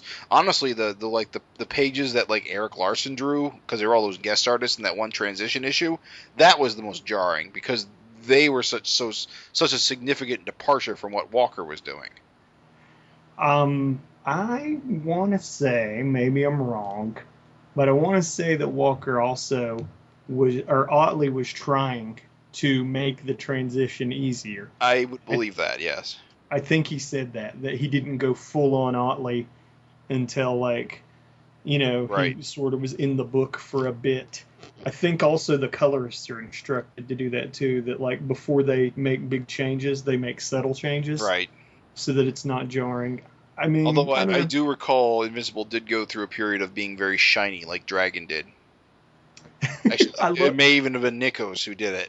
I love the shiny era. You know what's so funny? People hated the shiny era of Dragon. I did. I did. I remember. I think you were was very vocal about disliking the shininess. I went back and I reread some old like issues, just like, you know, I'm sitting on the pot reading some old Dragon, and like I don't mind it. It's fine. Like all that screen flare and stuff. But see, all that. That's the sort of jarring thing that I notice when something changes, and that bugs me. When that happens so radically, so quickly. Basically, the transition from was it Rude? No, Rude was the early one. Who Crabtree? Crabtree. Yeah. The transition from Crabtree to Nikos was just such a jarring change. It took me a while to really gel with the guy, and he really had to like change his style before I really started to like it. Like he's fine now. He's been fine for years, but those early issues just really got me. You know, FCO, he didn't make any subtle transition. Like when he just came on Invincible, his stuff was just like super rendered and super lavish. Who? FCO, the dude that's doing Spawn. Oh, okay. But he also, you know, he just suddenly popped on to Invincible. And I remember that. Yeah, FCO had a run on Invincible. I want to say it was like during Conquest and stuff. Really? I guess I completely didn't notice. Or the Invincible War or something like that. But FCO, he didn't do any slow transition at all. Like when he popped on the book, his shit was like super rendered. I didn't think there was any filler until Corey Walker came back for a few issues, and then Waya sort of got really slow. You know, so I keep saying Waya. I mean Otley, because Waya was his screen name for years. Well, you know what? I mean, Invincible fans know what you mean. they know Waya. Everyone, it's funny, is like everybody knows. But like, so if you say it, don't worry about it. But it's like one of those things. Invincible, I feel like with it ending, because we started to just sort of drift naturally from the Marvel movies into that. Yeah. I feel like the thing is, everybody's mad about it ending and stuff, but I'm just super fucking okay. I'm not mad that it's ending. I'm just mad that it's ending now. I think I'm pissed because Walking Dead continues. Walking Dead killed Invincible, make no mistake. I get that, and I kind of resent it for that. It is sad. But it's not just that.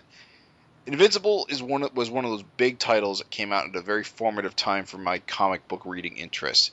Sure. And it and Fables have now both ended within like a year of each other, and those are like both for like huge tentpole series for me. Sure, yeah.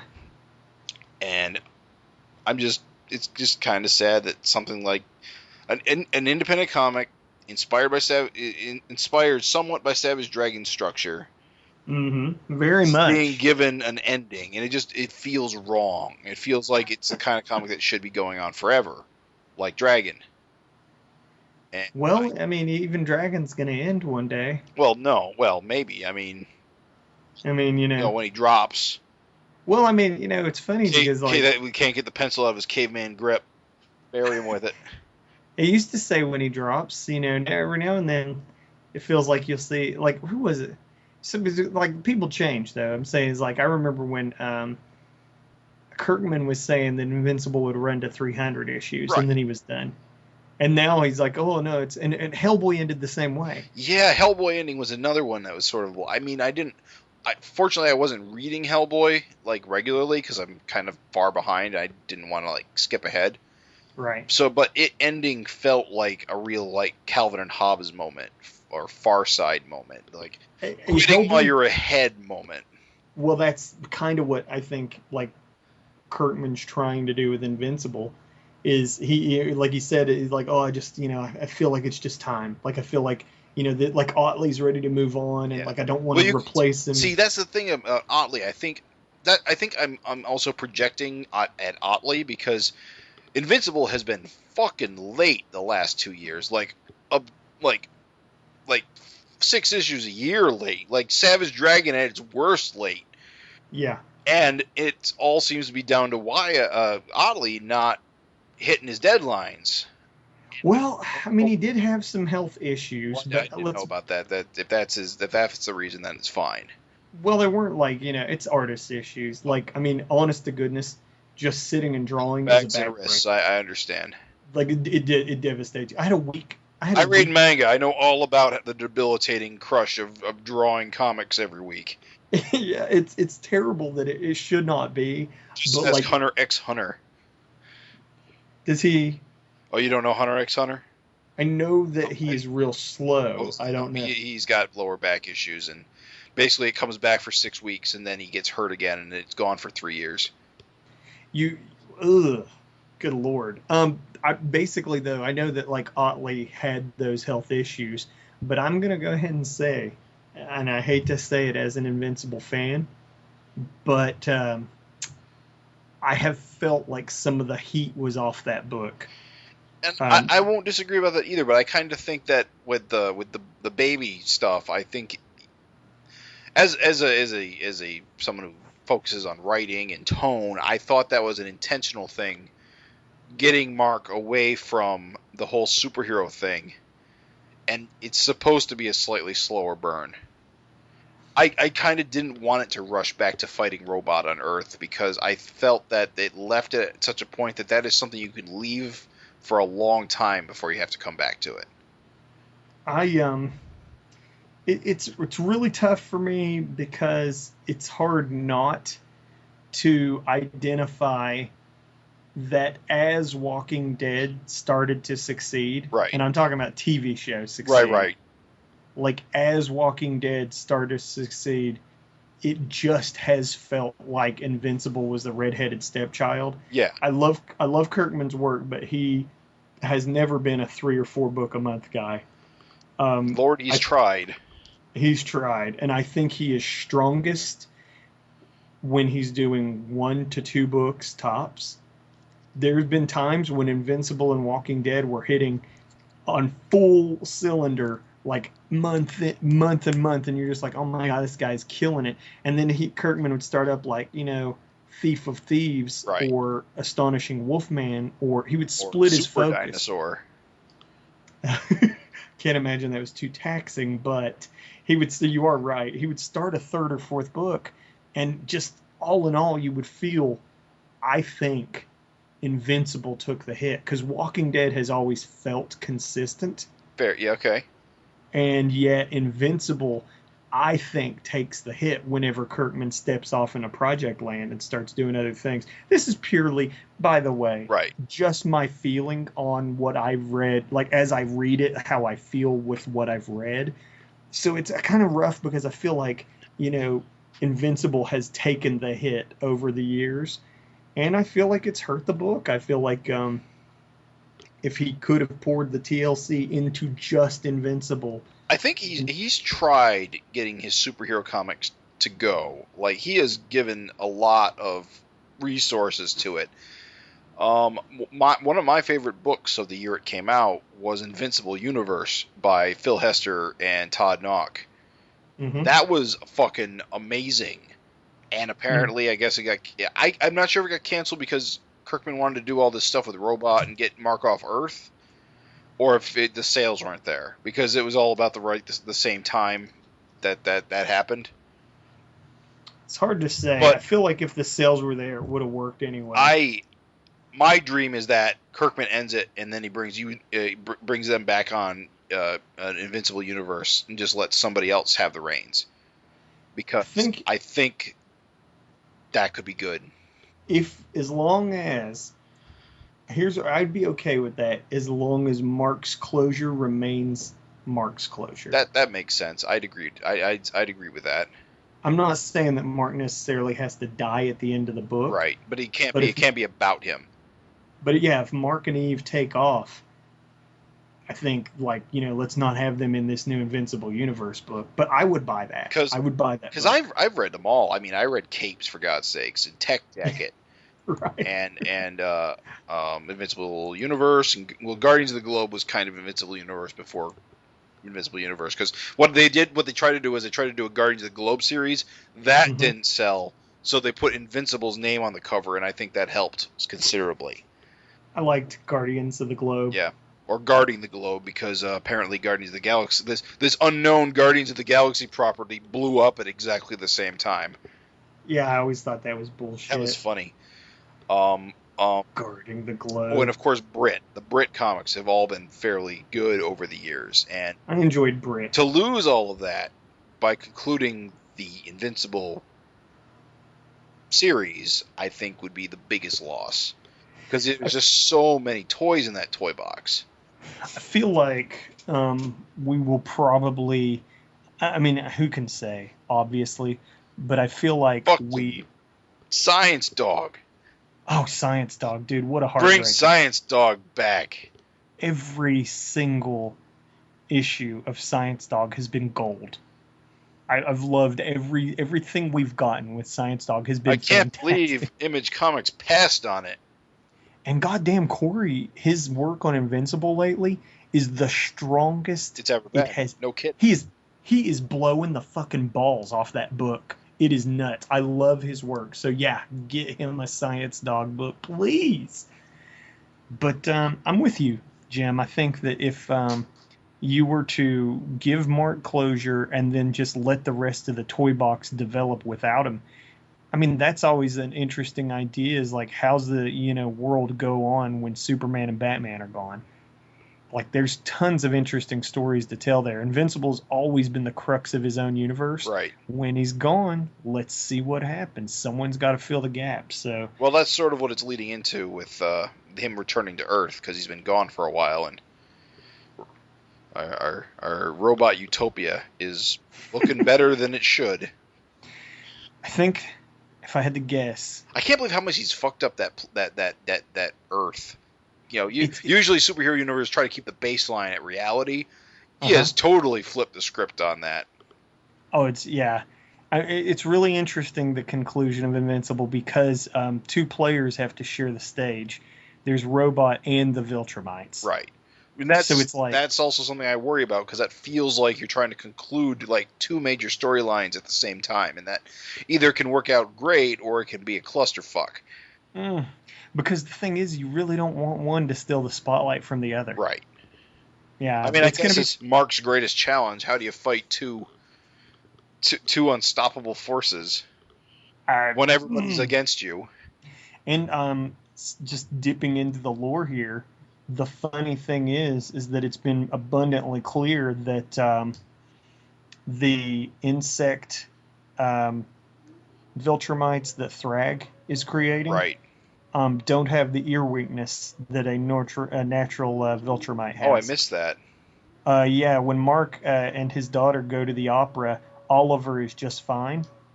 And Oliver's just fine, and Mark and his daughter have a headache and have to go home sick. So, speaking of Oliver, fuck that guy. He better be playing both sides. Oh, no shit, dude. I was so pissed off at Oliver. Oh, my God. He better be playing a long con for frickin' Alan. Oh, dude. I was so mad. I was so mad. Alan, thank God he didn't blow up. That pissed me off, too, until I realized he was okay. Of course, knowing Kirkman, he'll probably still put a fist through his head. He's not afraid to kill dudes, and this is the end. I'll say I'm ready for some deep, closure. It's got one more year to go. I'm ready for some, heads to roll. My feeling always is you don't need a massive body count to have a decent conclusion. Even in that book? Even in that book. And I think subverting that expectation, it would be more daring than confirming it. My only problem with that, this is my only thoughts. Invincible has played the let's not fight, let's talk card so often. But it always blows up in Mark's face. But at this point, that's what I've come to expect from Invincible. You want to talk about, subverting expectations. I expect Mark to talk his way through most things these days. Oh, maybe we should. It's just like I want to see a brawl. Fair enough. Let Otley let the bodies fall. Let Otley flex his art muscle with a brawl. That's what I'm saying. So, I don't know, dude. Are we gonna see Dragon in those last few pages? I doubt it. You know what I'm afraid of? Let's talk about the future. I'm afraid that Otley's gonna go like hardcore corporate comic. You'd think he would have done it by now. Well, he's been loyal to Invincible. Fair enough. And, one book's real hard to do. To be fair, his style probably would fit in at Marvel or DC right now, because they're both kind of going that direction. Oh, yeah. That's my fear, because I don't read any of those books. So, I'm just saying, I really wish whatever he would do next, he would land on some independent title I could follow. I wish he would do his own thing, because I know he's got stories. Yeah. I wish he'd do his own thing, and I wish he wouldn't do any corporate comic work. I know it's got to be. I think it's unfair to say I won't read any corporate comics. I mean, I'm very selective with what I read, and I don't read very many, but what I do read are excellent. So there are good corporate comics out there if you just do a little homework. I'm just wishing. It's just my own personal wish. I just wish that he would do something. Kind of like how you're like, oh man, put Corey on Science Dog. It's like, what's that Otley project that's been brewing all this time? Let's see it. Yeah, fair enough. Let's see it. That's what I want. Battle Pope. Bring back Battle Pope. I kept expecting him to bring back Battle Pope like 10 years ago. They were supposed to, and then it never happened. I think it's because him and Moore had a major falling out with the Walking Dead rights. Oh, yeah. That was a huge mess. Mm-hmm. Yeah. But I remember they had that poster. It was like Battle Pope, and it had all the characters. And then the series never came out. I was like, oh. Yeah, they were doing the color reprints that was kind of supposed to lead up to it, and then it never happened. Yeah. Man, that was such a long time ago. Oh, so... No, I'm hoping, dude. I'm hoping. And Jason Aaron, or I don't know if it's Jason Aaron, I might be saying it wrong, but the Astonishing Wolfman collaborator. God damn, I forgot about Astonishing Wolfman. Yeah, Astonishing Wolfman's collaborator, that artist hasn't gone anywhere. He's still very, very productive. He did an image series with Warren Ellis even. So I'm just saying, it's like all these dudes... he did Trees. I forgot about that. Trees, that style is such a departure from what he did on...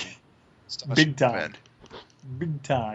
So I'm just saying it's kind of... I'm really interested to see, is Kirkman... Trees wasn't very good. Was it not? I'm a big sci-fi guy. I like big sci-fi ideas, and 3 issues in, I said, this is boring. I don't think Warren Ellis brings his A game to all of his stuff. I thought Supreme Blue Rose sucked. Supreme Blue Rose was awesome, dude! I mean, I'm disappointed that he didn't do anything with the Erik stuff, but god damn, that was good. Oh, it didn't. I think that's the thing. Grant Morrison, who? Alan Moore. Alan Moore, who? To completely disregard everything, to not pay it any... But he did disregard everything. Everything is true.